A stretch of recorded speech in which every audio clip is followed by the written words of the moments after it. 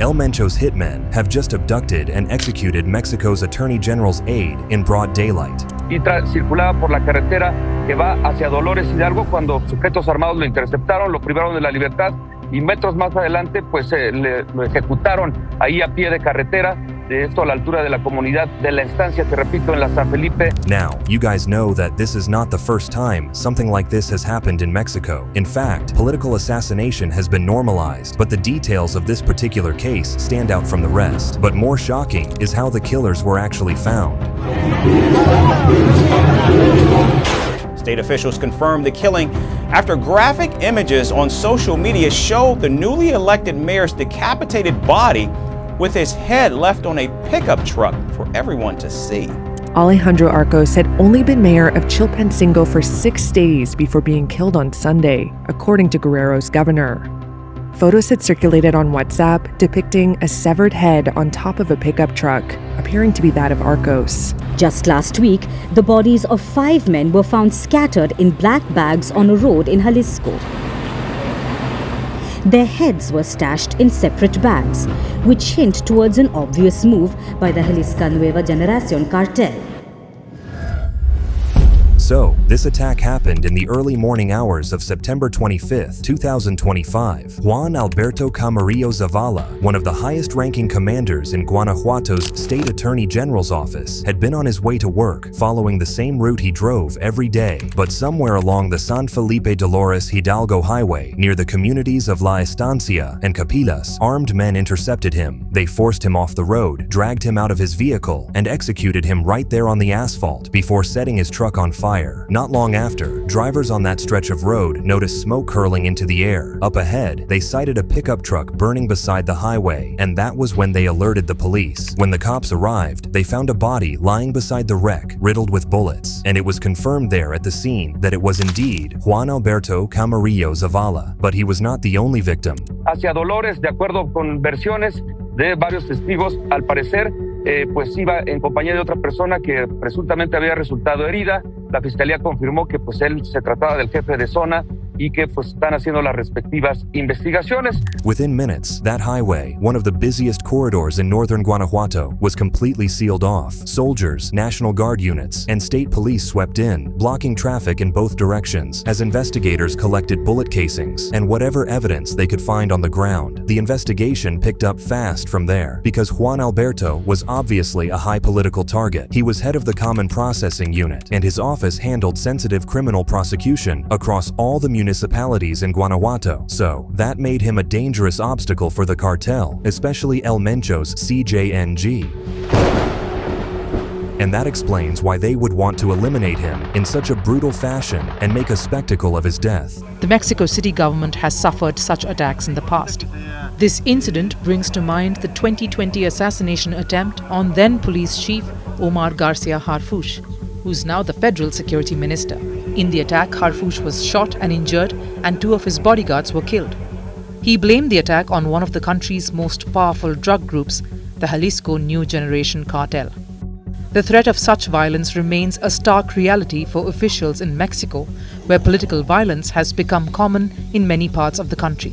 Several political candidates have been assassinated in killings usually linked to cartels seeking to exert influence.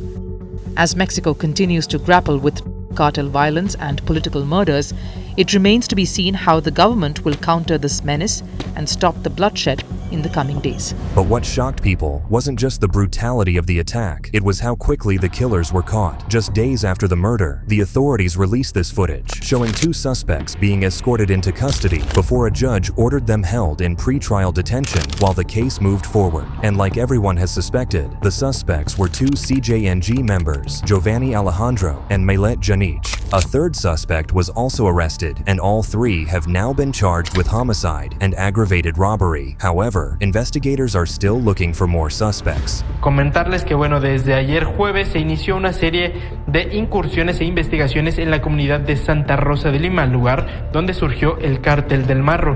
Hay retenes en la entrada de la comunidad y agentes continúan los operativos para dar con el paradero de más implicados en la muerte del jefe de zona de la Fiscalía. Camarillo's murder became the 33rd political assassination in Guanajuato this year, but that number is even higher at 112 across Mexico in just the first half of 2025. But in all of that, the ritualistic brutality of one murder stood out. Alejandro Arcos Catalan had only been in office for 6 days as the new mayor of Chilpancingo when his body and severed head were found dumped in an alley. It happened around 4 in the afternoon on a narrow alley off Moctezuma Street, a few blocks from the city center. This security footage shows the exact moment when this motorcycle and a white pickup van pulled up here.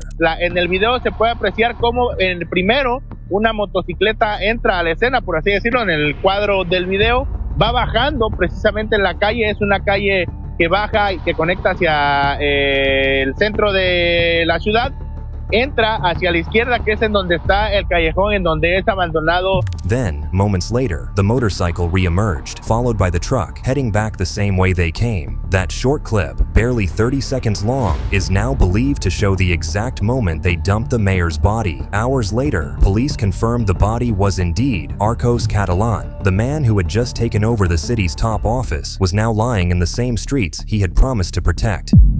Now, what made this even more disturbing was that 2 of his top officials, his security chief and general secretary, had already been murdered days before. Little did he know he would be next. Before his death, Arcos Catalan had been clashing with local criminal groups over control of city budgets and public contracts. Locals confirmed that he had been resisting extortion attempts and had refused to make deals with any criminal groups. So, naturally, after he was murdered, one of those groups, Los Ardillos, was accused of being responsible for his death, especially since it was also reported that he had been attending a meeting with the cartel leaders hours before he turned up dead. And like everyone had suspected, it was later confirmed that it was indeed members of Los Ardillos who murdered the mayor. But there's a shocking twist. The cartel hitmen carried out the hit on the orders of a former police officer who was arrested immediately. Efectivamente, como ya bien comentas, hace unos minutos la Fiscalía General del Estado ha emitido un comunicado en donde ha informado la detención de Germán N. por el delito de homicidio calificado en contra de Alejandro N. Nosotros hemos corroborado algunas fuentes de la Fiscalía General del Estado de Guerrero y nos informan que precisamente es por el asesinato del alcalde Alejandro Arcos Catalán y que esta sería la primera detención que se registra por este asesinato. Sorprendentemente, Germán Reyes was a former military officer who, according to his official resume, retired with the rank of captain in the military justice system. He then took a job as a special prosecutor in the state of Guerrero and more recently held the position of Secretary of Security within the Chilpancingo municipal government. So, the story was that Germán Reyes gave the orders to 2 Los Ardillos members, El Michoacano and El Jimmy, to kill the mayor, and the only reason he wanted him dead was because the mayor had refused his request to recruit members of Los Ardillos to his security cabinet. Investigators only found out about his conspiracy because a local merchant had overheard police officers from Pedaquillas talking about how Germán Reyes ordered the assassination of the Chilpancingo mayor. The police had tried to extort the merchant, but when he could not pay them, they threw him into their van, and that was when he overheard them talking. The residents of Chilpancingo were already outraged with the death of the mayor, but when these details came out, it added more fuel to the fire. I condemn and we strongly condemn the dastardly, cowardly, and tragic murder of our mayor. We want justice. We are asking the government for peace and tranquility in Culiacan because the violence events that are happening should not be happening. The organized crime is on top of the government. Crime is controlling the government and not the government controlling crime. Está controlando el gobierno y no el gobierno controlando al crimen. Piden salir para donde queremos. They don't allow us to leave wherever we want to. They take away public spaces. They attack economic activity, and from a psychological point of view, this really damages us. We must not wait another minute. We need to act, elaborate, and be willing to change any kind of tactics and strategies to achieve the peace and tranquility that are needed in Culiacan.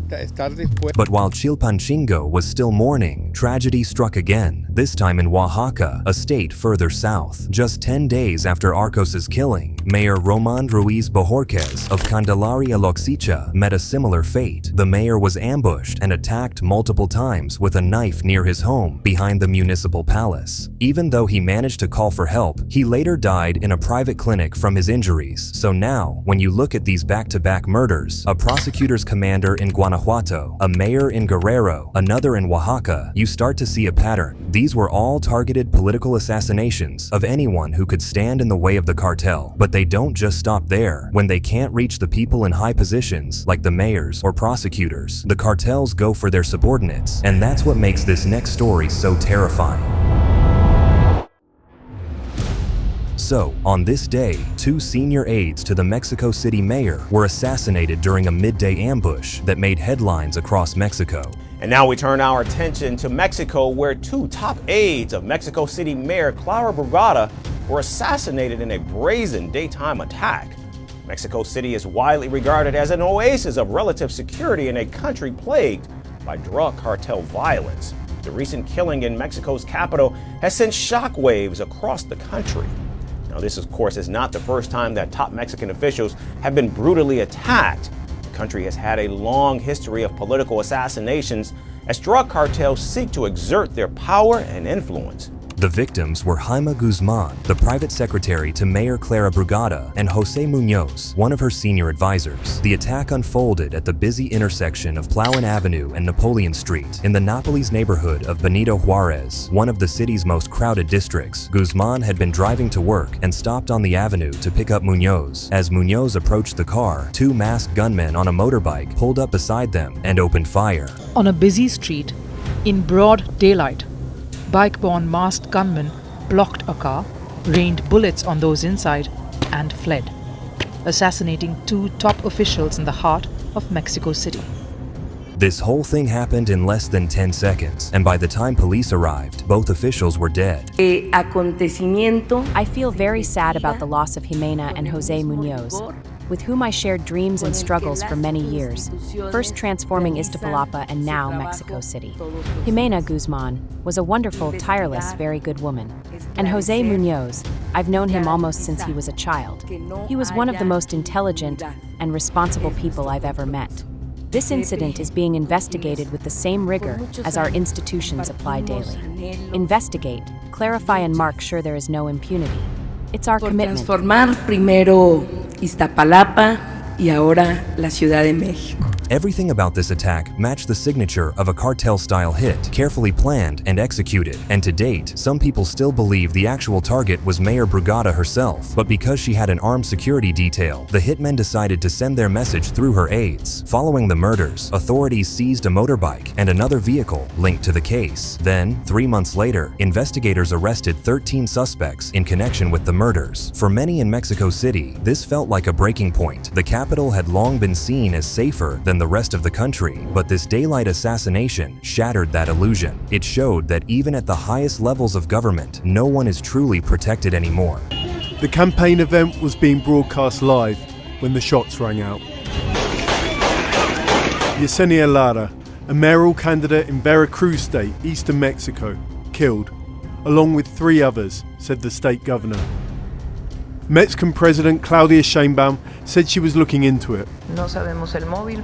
We don't know the motive, but today I asked the Security Ministry to get in contact with the Veracruz governor and state attorney's office to help in whichever way they need. But this is bigger than just one death. Mexico has a serious problem with political violence. 2 days before Lara's death, a local congresswoman in Jalisco was killed in a hospital. A couple of weeks back, another local politician shot in a restaurant, to add to a very long list.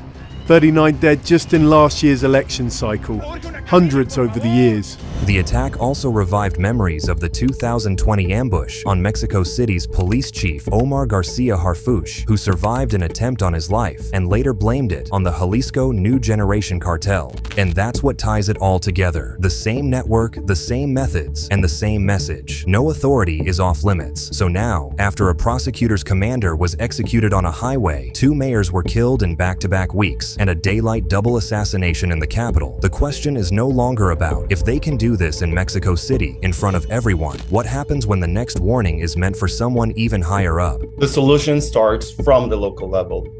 We're talking about building capacity at local governments, local police forces, is strengthening their investigation capacities, their ability to respond to organized crime. That, of course, implies increasing their budgets. We need to address as well corruption within the local forces and local governments. That would imply investing in the local justice systems. Please feel free to share your thoughts with us in the comments below, and don't forget to subscribe to our channel for more in-depth videos like this. Meanwhile, click on any of the cards on your screen right now to watch more of our videos.